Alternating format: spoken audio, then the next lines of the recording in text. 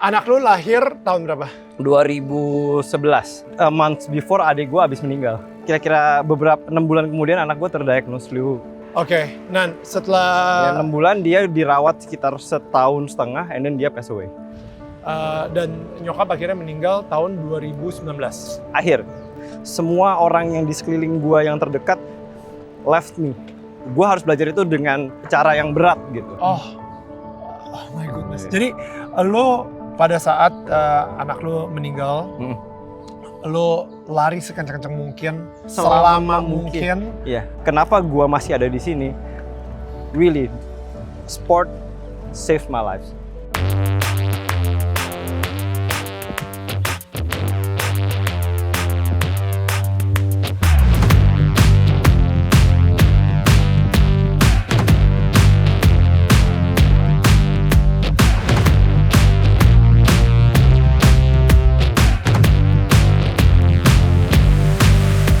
Hey guys, what's up? Selamat datang kembali for another episode of Sweat and Chat. Kali ini gue lagi sama Fajar Alexa.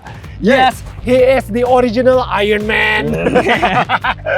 Gokil. Ini ngomong-ngomong, Jar, lo Iron Man bakal kemana lagi abis ini? Bakal Iron Man ke-8 gue. Ke-8. Oke, Gitu. bentar. Bagi kalian yang mungkin nggak tahu Iron Man itu apaan, boleh dijelasin nggak? Pertama, lo harus berenang berapa kilo? Berenang 3,8 kilo, Berenang 3,8 kilo, sepeda 180 kilo. 180 kilo. Yes. Abis itu sama lari Lari kayak lo maraton.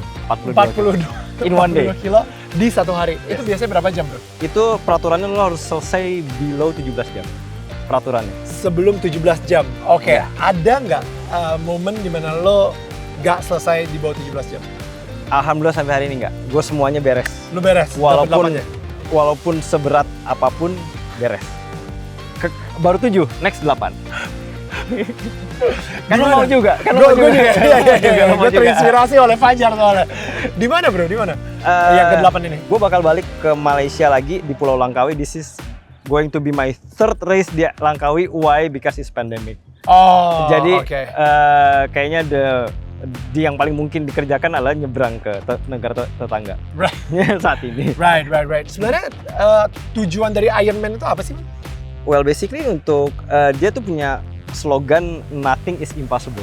Oke. Nah. Sama ya, sama. Sama-sama mirip-mirip. Tapi itu yang gue suka karena rasanya kalau lu bisa break your impossible, you can beat anything. Yes, Gitu. I think so too. Alright bro, kalau kayak gitu, biasanya kalau Iron Man masih perlu pemanasan nggak? Masih dong. Oh masih perlu pemanasan ya? Oh Harus yaudah, dong, kita harus pemanasan dong. dikit-dikit aja ya, gila. Gue pikir kalau misalnya Iron Man tuh kayak udah nggak perlu lagi, badan udah otot kawat, tulang besi, otot kaca. Oke.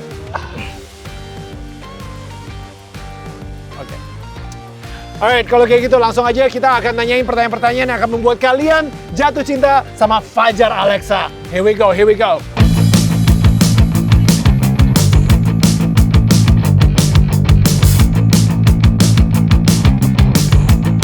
Oke bro, pertanyaan pertama buat Fajar Alexa. Apa arti keluarga atau sahabat untuk lo? Buat gue mungkin satu hal yang paling penting di dunia ini gitu. Oke. Karena mereka adalah safe haven. Jadi tempat di mana lo nggak dihakimin, Yes. tempat di mana lo tahu lo akan mendapatkan kasih sayang di situ, Betul. tempat di mana lo bisa menjadi diri lo sendiri. Betul, exactly. Ya, safe haven. Oke. Betul. Dan itu jauh lebih mahal dari semua materi yang ada di dunia ini Right. gitu. Dan gua pun belajarnya baru belakangan ini. Oh really? Iya. Oke. Gitu, nanti gue cerita sambil jalan lu pasti akan tahu why gue mengutarakan statement yang barusan. Oke bro, kalau gitu gue nggak sabar. Alright, sekarang kita santai-santai lari-lari dulu aja kali ya. Alright. Oke, sikat beratur.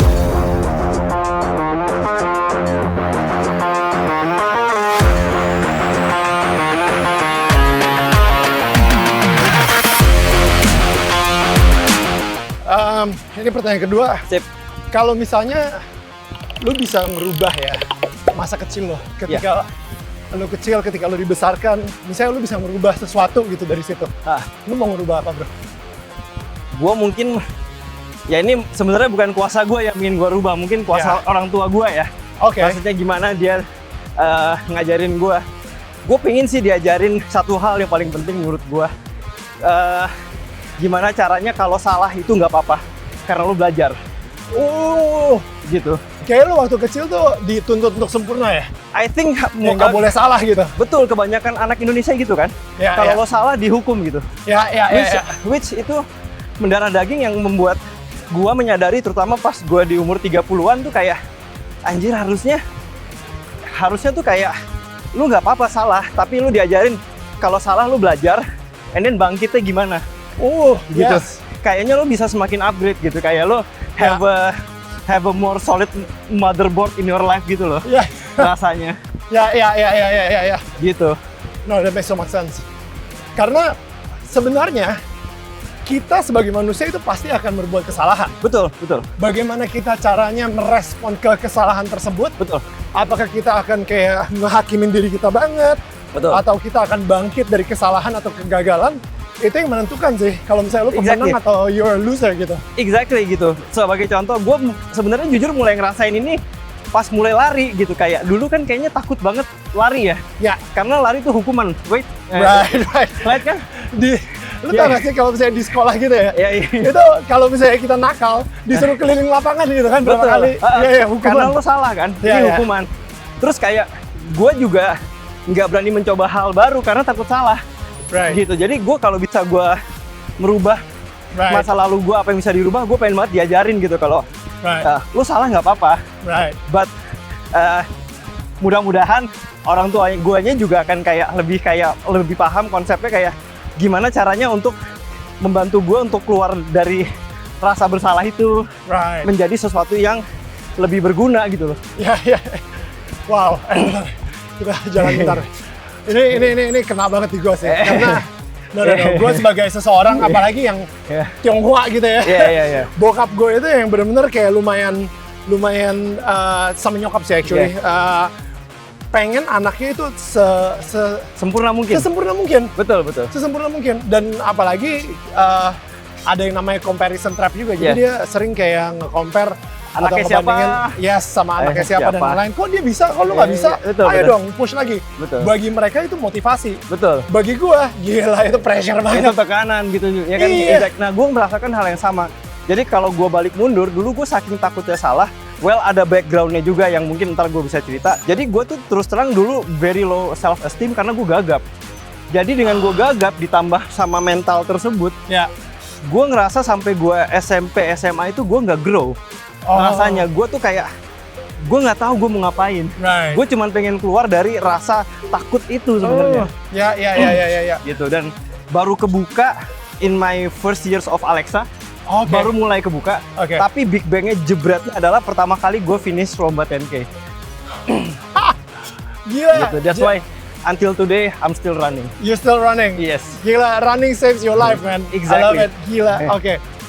Alright, yuk kita sikat lagi yuk bro. Yeah. Kalau gitu kita running lagi. Gila. Kalau udah ngomongin kayak gini, gue jadi nggak, gue nafsu nih lari nih bro. Tapi cuman Daniel yang gue denger bener-bener lari maraton, sepanjang maraton dengerin apa ceramah tuh gokil sih. Daniel tuh di out loud gue dengerin ceramah, men. Ini sekarang gue lagi dengerin Fajar ceramah. Yo, sikat bro.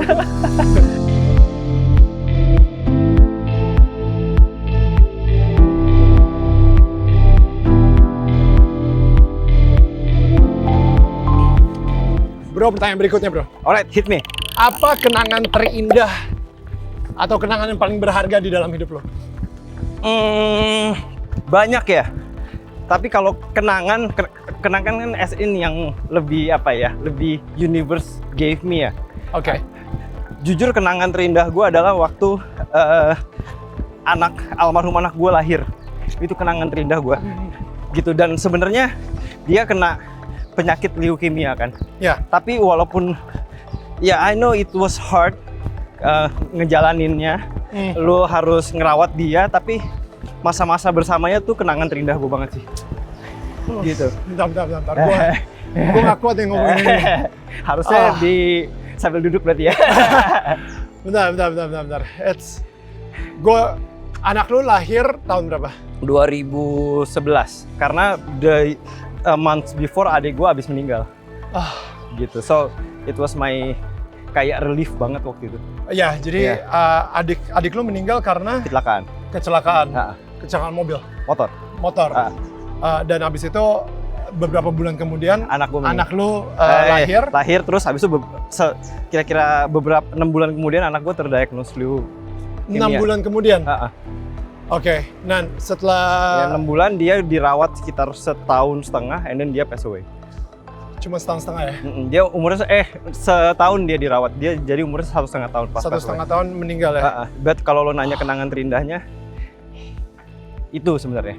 Oke bro, jadi ketika tahun 2011 anak lu lahir, tapi habis itu 1,5 tahun kemudian she passed away gara-gara leukemia gitu ya? Yes, 2013 dia lu harus pulang. Gimana bisa bilang selama 1,5 tahun itu adalah kenangan terindah buat lu bro? Karena terus terang ya sebelumnya tuh lebih banyak kenangan yang juga berat buat gue ya, termasuk seperti pertanyaan pertama tuh gue ngerasa itu berat gitu. Dan gue kehilangan adik gue kan, jadi gue ngerasa tuh kayak at that time gue kayak dikasih berkah gitu loh, kayak bener-bener kayak untuk ngerasain pengalamannya. Di situ gue juga belajar kayak you feel you own something but semuanya titipan gitu akhirnya. Gitu. So even bahkan anak lo sendiri itu nggak pernah menjadi milik lo. Betul gitu. Gue harus belajar itu dengan cara yang berat gitu. Tapi well basically that's the fact menurut gue. Gitu, yang banyak manusia mungkin kalau gue boleh agak sombong tidak mendapatkan rezeki buat ngerasainnya. Gue mencoba membalik gitu, kayak it's something hard tapi gue ngerasa itu kayak ya jadi kenangan juga, kayak bisa gue move on gitu. Dan kenangan terbaiknya in my belief gitu. I'm not a 100% religious person, tapi I believe I'm spiritual. Gue ngerasa anak gue emang dipanggil duluan karena ya well basically di my belief dia udah pasti masuk surga. Gitu. Jadi for me kayak oke, tanggung jawab gue untuk membesarkan dia di dunia kayak dikasih di anulir gitu loh. Gitu. So that's, gue anggap itu sebagai berkah walaupun tidak mudah waktu menjalankannya, dan sampai sekarang pun sometimes masih ada rasa yang berat gitu. Pastilah. Gitu. But on the other hand, ada satu hal juga yang ntar gue akan cerita. Gitu. Yang terbaik, yang pernah terbaik terjadi buat gue. Apa tuh? Gitu. Nah ini enaknya sambil lari lagi kayaknya kita nih. Let's go. So jadi the next best things, ya lo pertanyaannya cuma satu tapi gue agak sikat bro. Dua. Jadi yang tadi yang diberikan oleh Allah dan alam yang memberikan gue anak gue, sekarang apa yang gue kerjakan di dunia. Gue ngerasa waktu itu kayak pas lagi ngerawat anak gue, itu gue baru mulai lari kan. Baru mulai lah pokoknya. Terus and then gue suka nonton video Iron Man di YouTube bareng dia gitu loh waktu gue di rumah sakit. Lu nonton video Iron Man sama dia? Iya. Nggak tahu kenapa she loves that kind of sports. Pictures yang orang olahraga, nggak tahu kenapa. Dan dia waktu dulu pas lagi masih dalam masa perawatan pun almost every morning dia hop on ke mobil nemenin gue lari. Selalu pengen gue ikut lari. Nah akhirnya after she pass away, gue ngerjain maraton. Mungkin buat beberapa orang maraton adalah apa mimpi lo, kayak lo I want to do an Iron Man. Suatu saat nanti, satu saat gue akan selesaiin maraton dalam hidup gue. Tapi suatu saat terus gitu. Nah buat gue one day gue mau nyelesain Iron Man triathlon dalam hidup gue. Karena waktu itu it's something impossible. Kayak at that time juga pas lagi ngerawat anak gue tuh kayak lagi, is it possible untuk dia bisa kasarnya sembuh hidup selamanya gitu. And then kayak itu buat gue sangat menjadi kayak pacuan gitu. Oke, gue mau nyobain one day in my life Ironman triathlon di hidup gue, yang pada saat itu gue baru mulai lari, gue nggak punya sepeda dan gue nggak bisa berenang. But eventually fast forward 2016, I finished my first ever Ironman triathlon. Dari 2012 ya kira-kira ya? Dari 2012-an kira-kira that dream udah dibangun. Dipupuk dan gue mendapat kesempatan untuk finish. Dan at that time gue jujur pas di garis start itu gue berlinang air mata. Ingat gimana gue share waktu sama anak gue ngeliat video-video itu, kayak anak gue nggak race kayak this is for my kid, no, I owe her this this dream. Ya. Karena dia yang membantu gue membangun dream ini. Dan itu kayak the best thing, kayak gue menyelesaikan sesuatu yang I thought that was very impossible in my life. Gue ngerasa kayak anak gue udah ngebukakan pikiran gue untuk membuat suatu mimpi. Gue berterima kasih karena dia waktu itu membangun mimpi gue. Gue berhutang sama mimpi gue sendiri. Gitu ya, anak gue nggak tahu apa-apa mengenai Ironman or triathlon gitu. Kayak I don't owe her or sebaliknya or gimana lah. Menurut gue that's not how it works. Tapi gue berterima kasih karena dia sudah membangun sebuah mimpi yang membuat gue masih bisa hidup. Ya, sampai sekarang. Sampai saat itu dan sekarang. Iya. Karena lu rasanya udah pengen mati banget ketika dia meninggal gitu kan? Betul. Gitu. Kira-kira ketika lu finish Ironman lo, anak lu di atas surga itu gimana, bro? Bapak gue gila, masih aja dikerjain padahal kita cuma nonton video doang. Kayaknya sih gitu sih kayaknya nggak ada yang nyuruh apa bapak gue Ironman deh, kenapa dikerjain ya? Kayaknya sih gitu, terus beneran dikerjain. But I think she would love to see me running happily dan nyelesain race-nya happy waktu itu. It's more lebih kayak how I was doing, it's not what I am doing. Dan itu benar-benar nyelamatin hidup lu banget gitu. At that time that was salah satu pinpoint gue ngerasa gue bounce back. Wow. Alright bro, I love that story.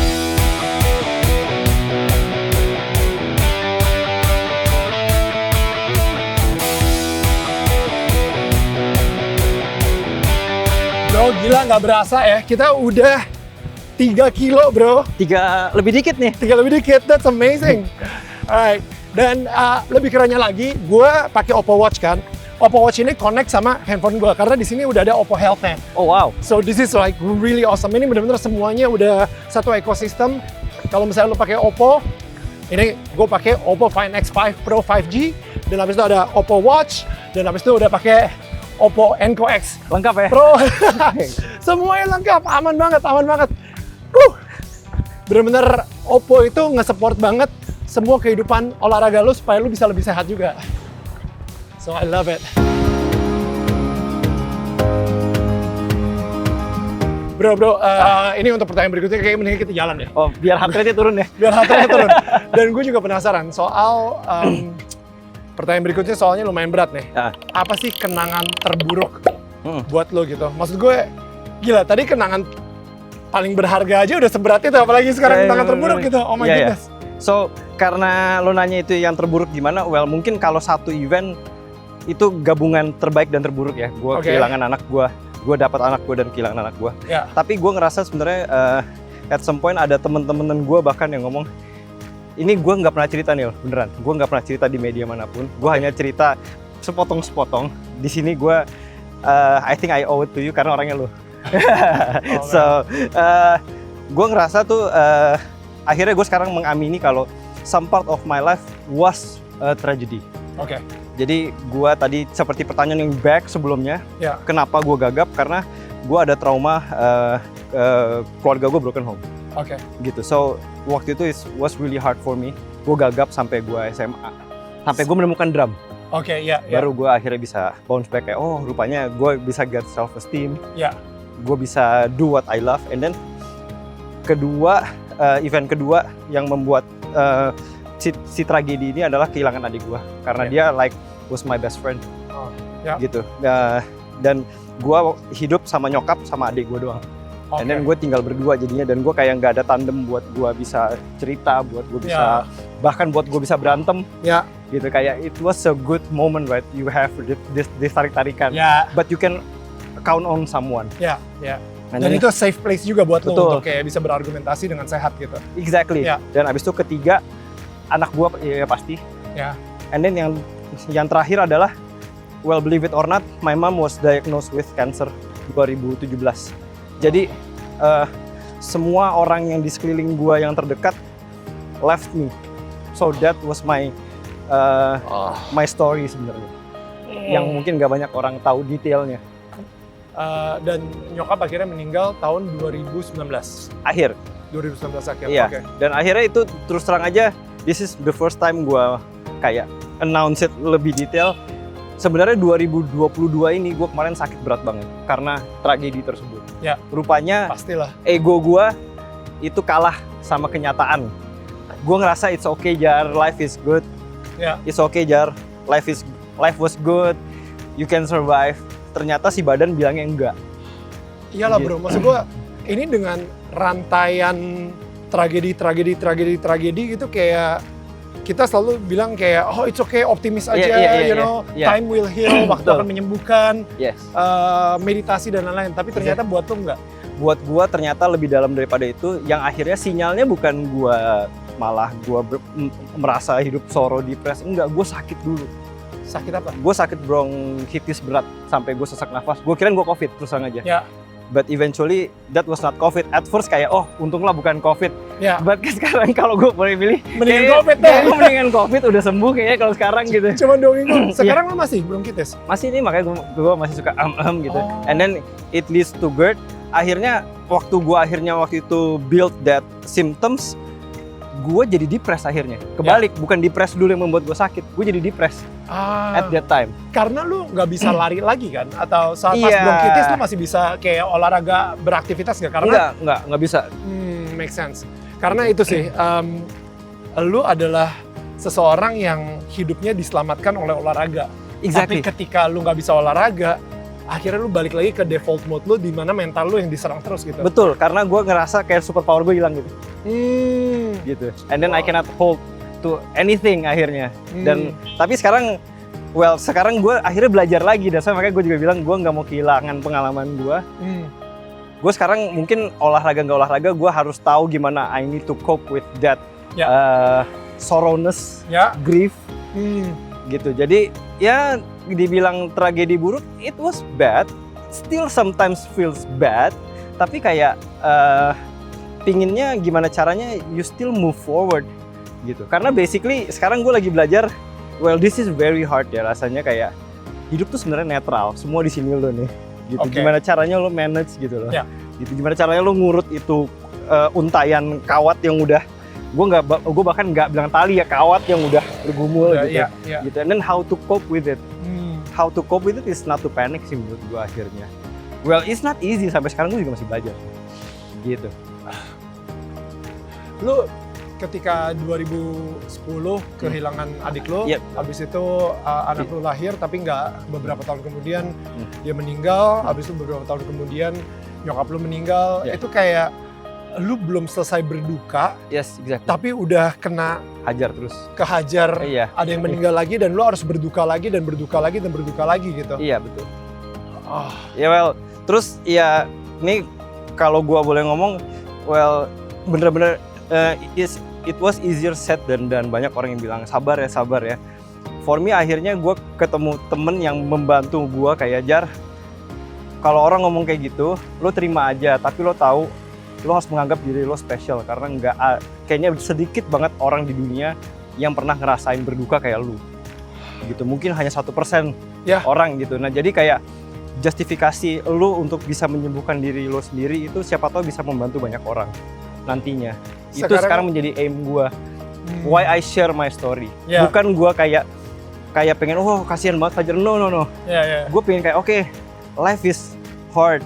Sometimes it's effort. Sometimes gitu. Tapi kayak by the end of the day kita harus cope. Gimana caranya? Karena banyak yang sayang sama kita pasti. Walaupun gue mungkin ngerasa my nest kosong ya kan. I'm saying about my nest kan pasti orang-orang terdekat lu rasanya seperti kosong. Tapi gue ngerasa banyak banget teman-teman yang bener-bener ada buat gue, orang-orang yang sayang sama gue gitu. Orang terdekat gue saat ini yang sayang banget sama gue juga gitu. Dan kayaknya how do you deal with it? Jadi ini mungkin gue tahu kalau misalnya di masa COVID kemarin kita banyak banget kehilangan orang-orang yang kita sayang juga gitu. Dan mungkin gue pengen belajar dari lu juga sih, kayak akhirnya lu sendiri nge-copy gimana? Gue terus terang aja akhirnya gue ngerasa gue udah nggak tahan, gue ngerasa gue butuh bantuan profesional dan that's was the hardest part, kayak untuk mengakui gue butuh bantuan. untuk mengakui bahwa lu butuh bantuan profesional. Iya, tapi Kayak psikolog gitu. psikolog atau- gitu. Dan ternyata tapi dengan gue mengakui untuk butuh bantuan profesional untuk kalau gue menjalankan namanya psikoterapi ya, lebih kayak terapi kayak lo kalau olahraga fisioterapi kan. Oke, ini Gitu. psikoterapi gitu. Iya gitu. Gue try to avoid obat-obatan karena gue ngerasa kayaknya harusnya bisa sembuh. Oke, Karena badan fisik pun bisa sembuh tanpa obat sebenarnya. make sense. Sebenarnya, tapi lu butuh waktu Make sense. aja. Nah Ya, ini kalau make dia sense. kalau dijalankan, I think bisa sembuh. Dan akhirnya gue ngerasa kayak it was the best decision that I made. Kayak gue ngerasa oke, gue kalah. Gak apa-apa gue kalah. Karena at some point mungkin akan ada race berikutnya aja deh. Gitu. Wow, Gitu. wow. Gitu. Gue Ya. kalah untuk gue latihan lagi gitu. Lo tau kan Ya. kayak film-film kungfu. Ya, Lo ya. kalah di tanding yang ini terus kayak kalah nih. Iya, iya, iya. Gue latihan lagi. Nah, Iya, gue iya. rasanya gitu. Iya. Gitu. Dan sekarang I feel better. Dan gue tadinya ngejar kayak, aduh gue pengen ngerasain kenyamanan yang sama kayak dulu. Itu udah Nggak bisa. Kita harus mencari a new form of settlement or happiness ya akhirnya. Ya. Gitu. Dan gue sekarang di titik yang ngerasa kayak, this is cliche, tapi kalau dari apa yang gue rasain, happiness is really expensive, man. Ya. Nggak bisa dibeli sama uang. Lo Ya. punya uang sebanyak apapun, kalau lo ngerasain hidup lo gelap terus, pasti lo mencari kenyamanan itu. Ya, ya. Gitu. So, dan untungnya dari semua cerita, diagnosisnya ternyata kenapa gua masih ada di sini, really, sport saved my life. Kalau gua nggak olahraga, fisik gua mungkin nggak tahan dengan pressure yang kemarin. Gitu. Mungkin gua udah COVID, ya amit-amit lah, pokoknya the worst can happen. Ya, ya. Secara fisik kalau gua tidak menjalankan Olahraga. kegiatan ini. So I owe it also to this sports. Wow. Wow, gila. Gue nggak pernah mikirin bahwa bener-bener kita mikirnya olahraga biar sehat. Ya. Tapi ini untuk Fajar, olahraga untuk menyelamatkan hidup lo. Jadi akhirnya lo pertama kali jatuh cinta sama lari itu kayak gimana, man? Jatuh cinta sama larinya sih sebenarnya terus terang aja accidental ya. Oke, Jadi gue terpaksa ikut race 10K bareng anak-anak Alexa. oke, At that time gue yang paling fat. oke, Gue takut banget nggak finish. oke. Terus akhirnya gue latihan. Pas di day finish Jo. Gue ngerasa soalnya pas latihan pertama itu gue 1K nggak bisa. 1K nggak bisa. 1 kilonya itu berat banget buat saya. Nggak bisa. Nggak finish. Nggak beres, kayak dari rumah ke pos satpam depan rumah gue nggak finish. Itu 2011. Sekarang tinggi berapa? Habis itu saat itu berat berapa? Tinggi gue 172, berat gue 95 kilo. 95, Yes, hampir 100 kilo. hampir 100 kilo.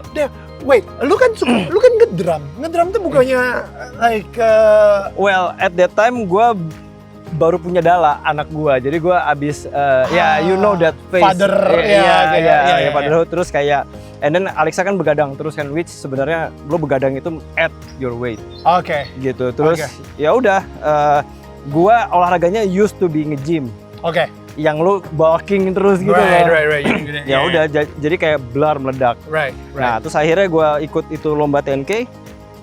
I finished it dalam waktu 1 jam 20 menit. Kalau buat newbie, it's average. Fast average lah. Tapi maksudnya buat teman-teman, ini gue agak mau share juga. Banyak teman-teman, oh Mas Fajar sekarang kenceng ya. Enggak, you need to see it back then. Exactly. The journey, I was there. Bener. Gitu intinya. Lu juga kan? Gue juga. You were Gue there. juga. 10K gue Gitu. dulu saat itu, wah kacau sih. Terus akhirnya, itu yang bikin gue jatuh cinta kalau lo Oke. nanya. Karena gue seumur hidup nggak pernah ngerasa kayak gue put effort into something and then selesai, tapi lu ngerasa selesainya done gitu, kayak you finish it, kayak lu ada monumen Kayak selesai gitu. Kayak Iya, gitu. Sparta banget gitu. Iya, selesai men gitu. Seumur hidup lu belum pernah dapat medali dan akhirnya lu dapat medali gitu, Yoi. finishing gitu kan. Seumur hidup gue nggak pernah menang lomba apapun, gue nggak pernah dapet piagam, gue nggak pernah dapet apa. Itu pertama kali gue dapet medali. Oke. Gue nggak pernah juara kelas. Oke. So that's why I fell in love into running. Terus abis gue jatuh cinta sama lari, well, gue baru sadar kayak tadi gue cerita, rupanya lari tuh membuat gue happy. Dan pas anak gue pass away, wah, that was my hardest moment. Gue rasanya I want to die, kayak gue nggak tahu mau ngapain. I want to hurt myself. I think I was trying to hurt myself by running. kayak gue mau lari sampai gue masuk ICU. Wow. At that time, jujur, gue kayak ngerasa gue mau lari, gue mau sakit, pokoknya gue nggak mau ngerasa I want to die at that time, rasanya. Terus gue lari, gue lari terus. My longest run was 10K eventually at that time. Yang paling panjang 10 kilo. Terus ternyata di hari itu gue lari 17 kilo, lari terpanjang gue. Oke. Yang gue dapet apa? Bukannya gue masuk ICU, gue ngerasa happy banget. Kok bisa? Endorphin, ternyata scientific way. Runner's high. Yes, gitu. Jadi gue dapet opposite dari apa yang gue pengen, tapi malah itu hal yang gue cari selama ini. That feeling, gue merinding asli. rasa relief lo, rasa happy kayak gila ya. Ya. Gue sendiri pun masih merinding sekarang sampai until today karena gue ngerasain itu it's real. Beneran running or any kind of activities that you thought impossible and then you do it. Lo itu ngebuat lo nyaman rupanya. Prosesnya nggak nyaman tapi endingnya nyaman.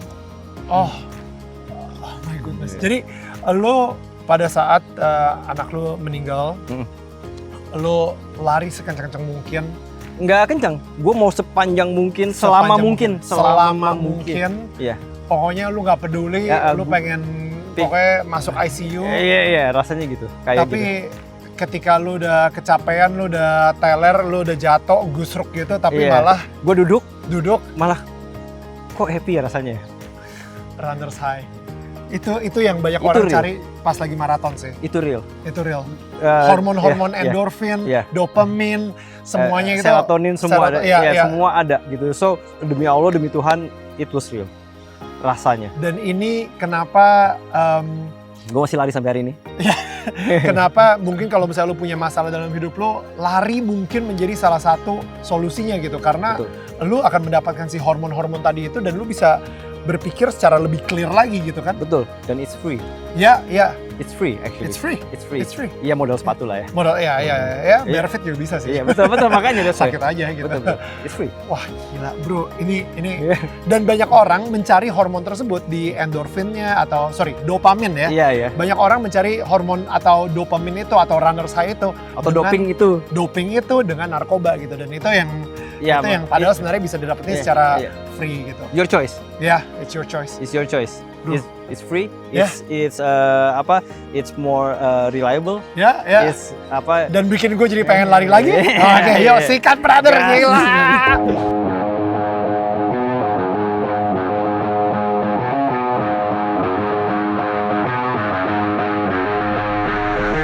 Bro, kalau misalnya nih ya, lo anggapnya lo hidup sampai 100 tahun ya. Amin. Lo umur 40-an lah ya? Yes, 40 pas banget. Pas 40, on the dot. Berarti lo punya 60 tahun lagi nih hidupnya ya? Ya.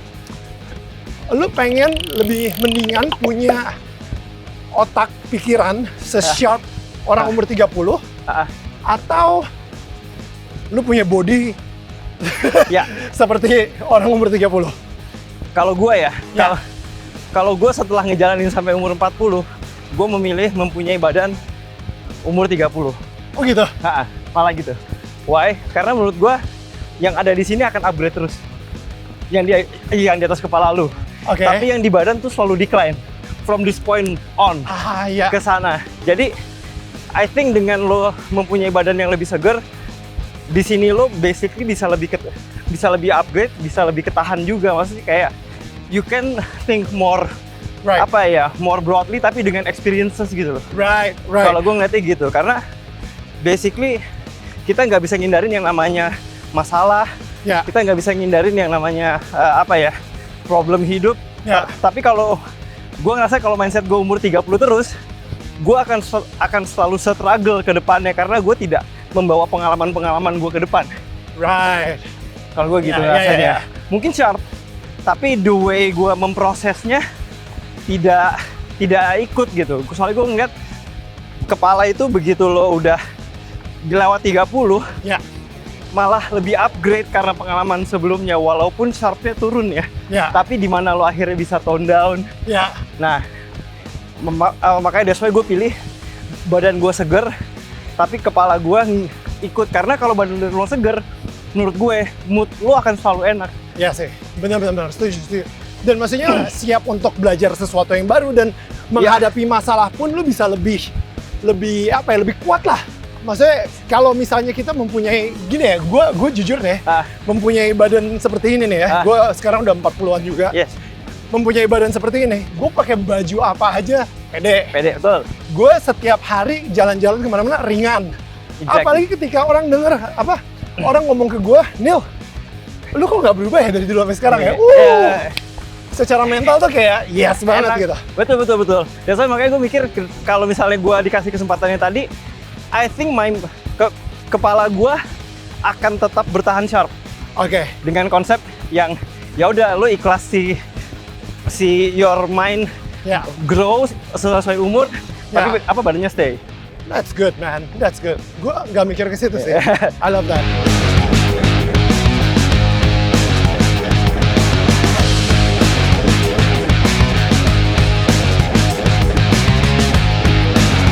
Oke, bro. 5 kilo 14. Lumayan. Bro, thank you. Sambil ngomong berat loh, rupanya. Karena sambil mikir kali ya? Iya. Tapi bro, thank you banget. Gila sih, gue belajar banyak banget dari cerita hidup lo. And I think, kayak pengalaman hidup lo itu justru bisa menjadi penyemangat buat orang-orang lain gitu. Mudah-mudahan, that's why gue pas lo undang gue happy banget. Kayak I think this is my kesempatan untuk gue bisa cerita, karena jujur gue kemarin takut buat cerita tuh gue cerita ke siapa ya? Iya. Pas Daniel Mananta yang ngajak, I think this is the one. Thank you so much. Sama-sama bro. Thank you. All the best. Thank you. Dan yang pastinya guys, jangan lupa untuk nonton Sweat and Chat minggu depan, dan kita akan tahu siapakah yang akan lari bareng sama gue, dan lo bisa jatuh cinta sama dia juga. Peace out guys, thank you.